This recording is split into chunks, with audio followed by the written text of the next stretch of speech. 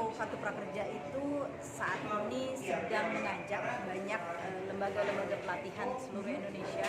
Silahkan untuk menjadi bagian dari ekosistem Kartu Prakerja dengan mengikuti seleksi. Bagaimana cara seleksinya? Silahkan masuk ke platform-platform digital yang kita sudah punya kerjasama, yaitu saya sebutkan ya, Tokopedia, Bukalapak, Pijar Mahir, Karirmu, Pintar, dan Sisnaker atau Siap Kerja ya sekarang namanya. Nah, di situ sudah bisa di-download, sudah bisa diunduh panduannya bagaimana menjadi LP, dan silahkan para LP-LP dari Sabang sampai Merauke untuk mengikuti seleksi, mengirimkan proposal mereka yang terdiri dari rancangan program pelatihan, siapa instrukturnya, dan bagaimana bentuk moda pelatihan yang ingin diberikan. Apa subjeknya gitu ya, apa kategorinya. Nah, kategori yang akan diprioritaskan adalah kategori yang masuk dalam 4 referensi kita, yaitu pekerjaan-pekerjaan yang dibutuhkan di masa kini dan masa mendatang. Ada future jobs, laporan future jobs, ada laporan Indonesia Occupational Task and Skills, ada beberapa yang lain yang bisa dicari di websitenya Kartu Prakerja. Nah, pekerjaan seperti apa sih gitu ya? Digital tentu saja masuk, tapi juga pekerjaan-pekerjaan umum seperti pembukuan, administrasi perkantoran, ekonomi kreatif, dan lain sebagainya itu banyak sekali. Jadi kenapa kita pengen mengarahkan ke situ? Karena memang itu adalah pekerjaan-pekerjaan yang banyak dicari di di Indonesia sekarang. Itu sudah hasil riset di dunia, Bappenas, Kemenko.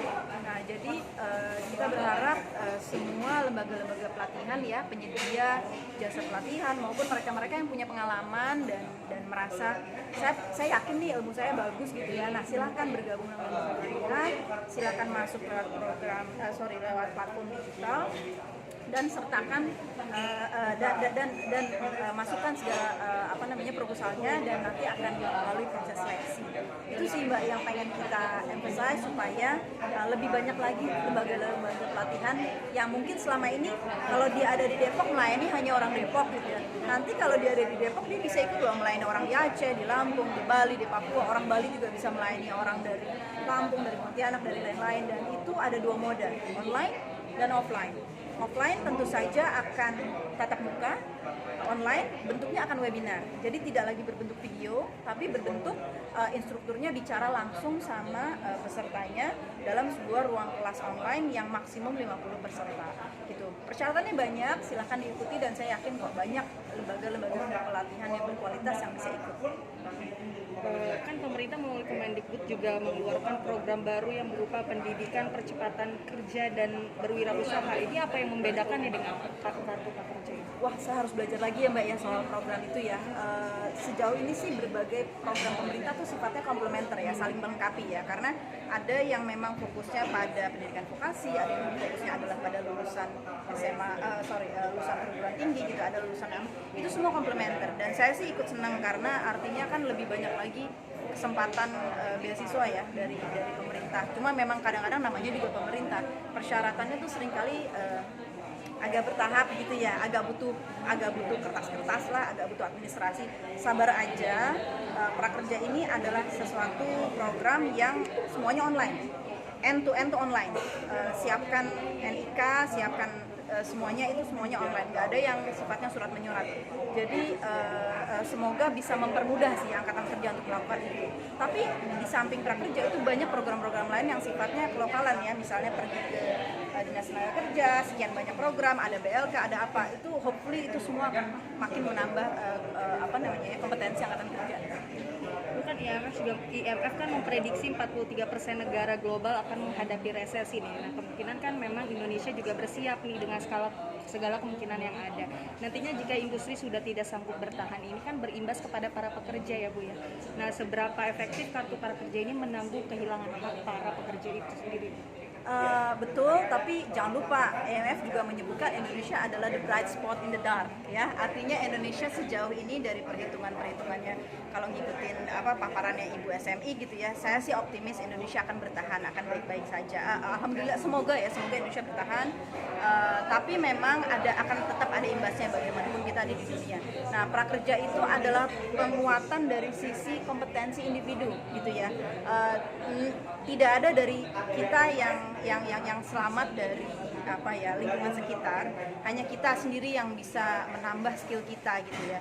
Apalagi setelah kita lulus sekolah, kita lulus kuliah, kita sadari aja apakah kita udah keep up belum sih dengan keterampilan yang dicari. Coba cari job portal, atau bahkan kita udah kuliah aja, udah kerja aja, kita kadang-kadang masih aku bisa Excel tapi aku nggak bisa nih pivotnya, misalnya seperti itu.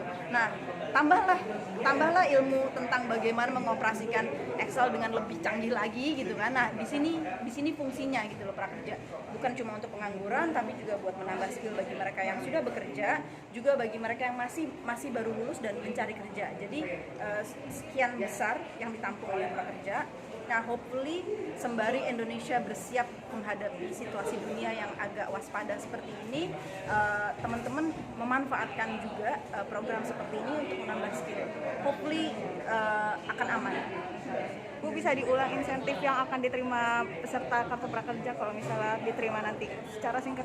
Ya, oke. Insentif yang akan diterima peserta program kartu prakerja pasca triwulan 1 2023 ini nilainya adalah total 4,2 juta. Jadi saldo bantuan pelatihannya itu bertambah dari 1 juta dulu menjadi 3,5 juta untuk dibelikan pelatihan-pelatihan secara virtual ya, artinya tidak bisa diuangkan.